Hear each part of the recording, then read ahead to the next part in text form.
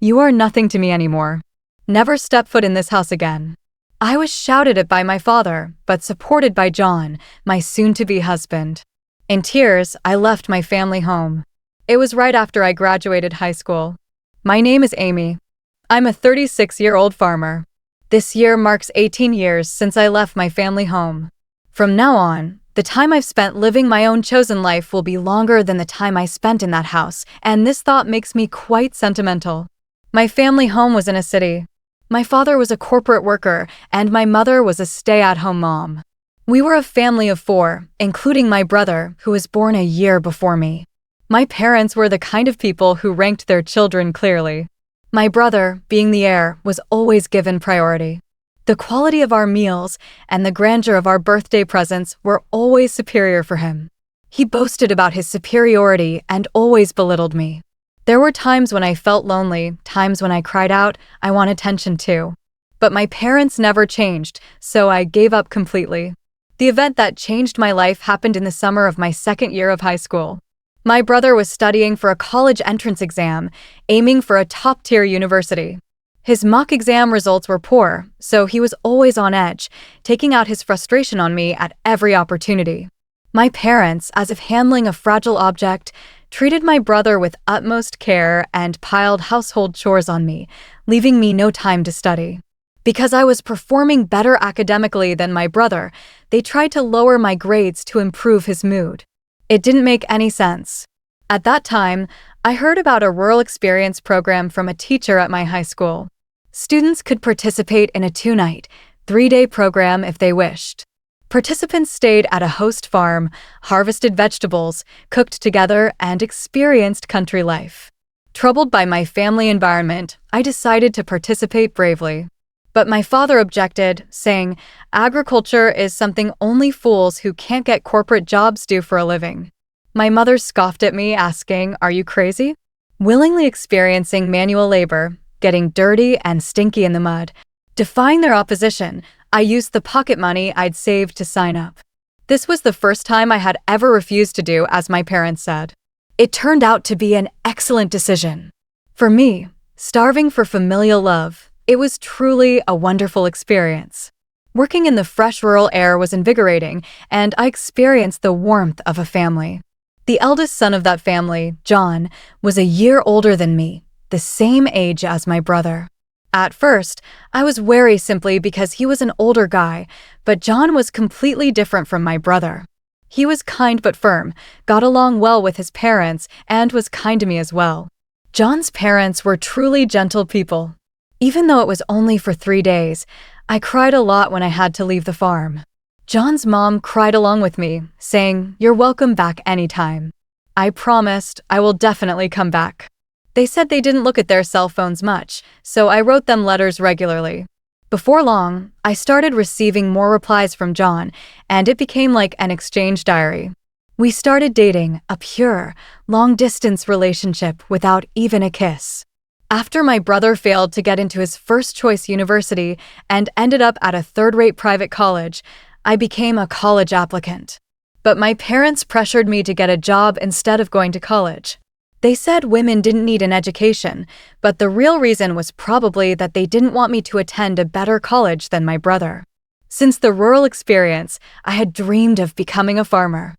I could become one without going to college, but John was a college student and had moved to the city, so I thought I'd go to college and aim for a new kind of farming. With a clear goal and purpose, I studied hard every day, despite interference from my parents and brother. When I passed the university entrance exam, my father was furious, saying, "Are you, a woman, planning to go to a better university than your brother?"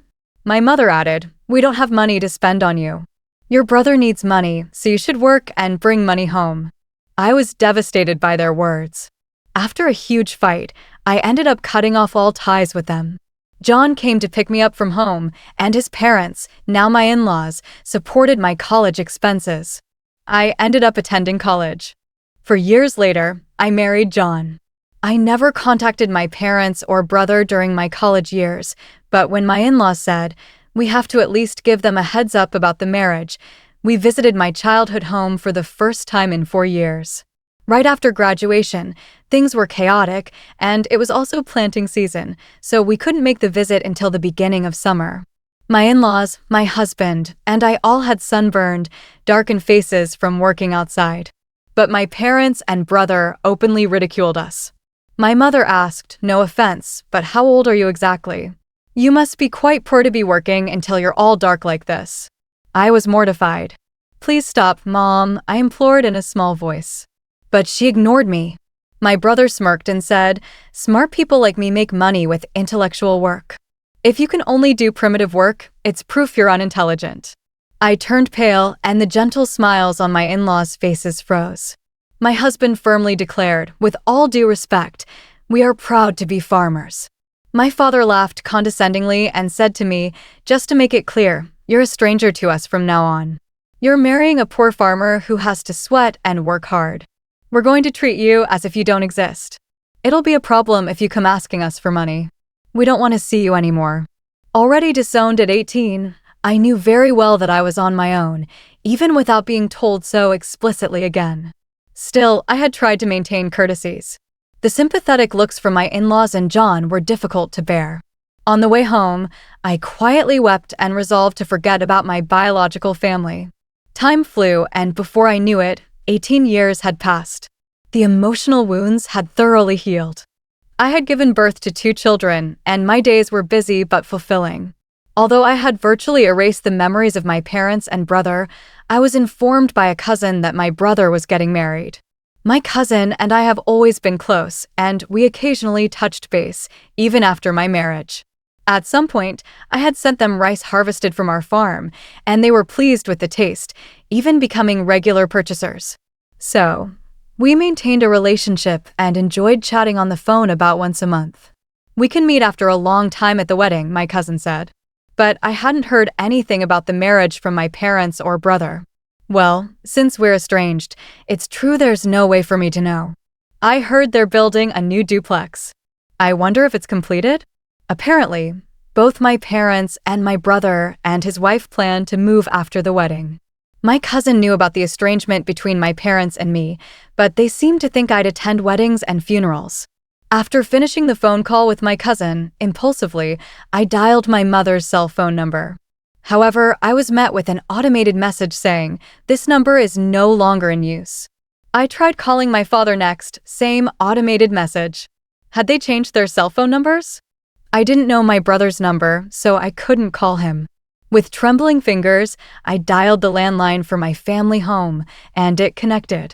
My heart pounding, I waited for someone to pick up. "Hello." It was my brother who answered. "Brother, it's Amy. I heard you're getting married and moving." I hesitated, about to offer congratulations when he cut me off. "There's no need for you to do anything. You, a farmer, are a stranger to me. Don't call me." My brother yelled and hung up the phone. I rushed to call him back, only to find I was already blocked. It was harsh. No matter how much he hated me, we were still family. It hurt to be rejected like this. Seeing my distress, my husband was concerned and gently asked, "What's wrong? Did something happen?" I couldn't hold back my tears any longer. When I told him about the conversation, both my husband and my in-laws were as furious as if it had happened to them. "Your home is here, Amy. Your family is us," my mother-in-law reassured me. Her words moved me to tears. I wished she was my real mom. She cared about me far more than my blood-related mother ever did. My father-in-law also comforted me, saying, "You're happy now. That's all that matters. No need to get hurt. The one who laughs is the winner." My husband added, "Let's take them as a bad example and make sure we don't turn out like that." Even our children, not knowing the situation, hugged me tightly. "Thank you, everyone," I said, feeling a warmth in my heart, realizing how happy I was now, even though I wasn't blessed with a supportive biological family. However, things took a drastic turn when my business was featured on national television. My in-laws were originally large-scale grain farmers in the American Midwest. They also grew a wide variety of vegetables and fruits, but a lot of produce didn't meet market standards. I had studied food business in college and spent time figuring out how to sell all the produce without waste. I started an online business selling jams, juices, and pickles made from slightly damaged fruits and vegetables that couldn't be sold as they were. Backed by the local farmers union, my business was a huge success. It was a hit with moms who wanted to feed their children safe, domestically produced food, and seniors who wanted to taste nostalgic, homemade pickles. I built up the company with young women who, like me, had married into farming families and unemployed young people. It had grown into a $5 million business. Our success story was covered in an in-depth report. After the TV broadcast, we received a lot of attention and calls from various people. In addition to orders and inquiries, there were calls for business transactions and interview requests. Both the company's phone and my personal smartphone wouldn't stop ringing. So, when a call came in from an unknown number, I picked it up without thinking. Surprisingly, it was my brother. I suppose he'd seen the national television broadcast as well. He must have heard about my success. Barely exchanging greetings, he said, "I'm thinking of starting a business. Can you lend me some money?" "Excuse me," I answered. My answer to that would be no. I felt a surge of anger and coldly rejected his request before hanging up. Then he called again. "Stop arguing and give me the money. If a woman like you can start a business and make money, I'm bound to be successful," my brother screamed incessantly. That's not how someone who wants to borrow money should behave, I thought, wondering where he got that confidence. It was funny because it was my brother who said I, a simple farmer, was a total stranger to him. I didn't respond to his demand, but instead asked something that had been on my mind for a while. "Hey, who decided not to tell me about the move?" "Huh?" Of course, it was me. "My wife, you know, she's a city girl. The moment I mentioned you, she said we should cut ties." So that's how it was. I didn't want to hear more, so I hung up and blocked his number. I realized that my brother's wife, whom I'd never met, seemed to have the same character as my brother and parents. The fact that my brother saw me on TV might mean my parents saw it too. A few hours later, when I thought I was getting another call from an unknown number, it turned out to be my father. "Why are you the boss? Did you steal a man's job?" he demanded. I answered, "Well, both John and my father-in-law are involved in the farming business, so it's only natural." In reality, it's called large-scale consolidation, and it's become advantageous to incorporate if you're a somewhat large farm. My father-in-law is the president of the local agricultural association, and John has incorporated his in-law share and is the president of that corporation. Maybe my explanation convinced him because then he said, "You're distant. Why didn't you contact us?" I was dumbfounded and responded, "It was you who disowned me. I'm hanging up now." I hung up and blocked his number. A few minutes later, I got a call from my mother. "Why aren't you giving your brother money? You're making $500 million a year, aren't you? Send money home. We're your real family. Have you forgotten all the favors we've done for you raising you? At least give us $300 million, or at least $250 million. My mother was the most aggressive of all. Even though the business makes $500 million, that's total revenue. After paying for expenses and employee salaries, I barely have anything left over. I exaggerated a bit, and my mother instantly retorted, "You're lying. There's no way that's true." I was getting irritated. My mother persistently demanded money, but I wondered if she wasn't embarrassed. "I'm not going to send money, whether I have it or not." "We're strangers," I said, then hung up and blocked her number. I thought that was the end, but I was wrong. My parents, my brother, and my brother's wife, whom I had never seen before, showed up uninvited at my in-laws' house. My father said, "Hey, Amy, you want to hear the surprise? I'm revoking the disownment." I was stunned at how desperate they were for money. My mother-in-law asked, "What on earth is going on with you people?" expressing their discomfort. Even my father-in-law and mother-in-law were glaring at my parents in silence, and the employees around had gathered, looking at my parents with stunned faces. My brother must have known he wasn't welcome here either. "Huh, the real blood-connected family is us. We have the right to get the money you earn too," he said. The woman who seemed to be my brother's wife nodded in agreement with his words. I was furious. "I don't think so.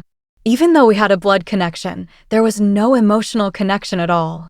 You treated me like a stranger and abandoned me. The emotional scars from being abandoned by my biological family were revived, and I was on the verge of tears again. At that moment, John came and stood next to me. Amy is now a part of our family. Even without you disowning her, we are perfectly happy. Please go home, he defended me and declared firmly. The employees also criticized my parents in unison. Were you thinking how rude? There are many people on my side here. When I thought, this is where I belong, I felt profoundly happy. My brother began to get angry. Shut up. Shut up, you country bumpkins. You're all low-educated trash, aren't you? Obey what we say in silence, he ranted. Then John replied, well, both I and my father are Ivy League graduates, and Amy has graduated from a well-known university for agriculture, casually revealing our educational background. What? Despite being graduates of top universities, why are you farming? My brother yelled in surprise. Perhaps for my brother, who graduated from a low-ranking university, the title of university graduate was his only pride, and he probably didn't expect to lose in terms of educational background. With a cool face, John said, farming is a respectable profession. We can fully utilize what we've studied in college. I couldn't help but burst into laughter. Brother, you've lost to John in everything, I managed to say, somehow feeling relieved. Maybe I was too afraid of my brother and parents. Let me say this clearly one last time. We are already strangers. I stopped speaking for a moment, deliberately changing to a polite tone. So, I can't lend or give money to strangers. Please leave. If you make a fuss or act violently, I'll call the police and take legal action. I declared our severance clearly. My in-laws and husband suddenly came closer to protect me from harm by my parents and brother. I was deeply moved, feeling truly cherished. The employees also shouted at my parents, out of here. Go home. My parents, my brother, and my sister-in-law glared at us with resentment, but couldn't say anything more and could only retreat. Afterward, according to a story I heard from my cousin, my brother and parents tried to get rich quick and started a business with debts instead of borrowing money from me. But their arrogant character led to a big zep. System failure. Now they seem to be on the verge of bankruptcy, but I'm a stranger now, and I have no intention of getting involved anymore. As for me, my work is going well, and I'm surrounded by a true family of respectable in-laws, a loving husband, and adorable children.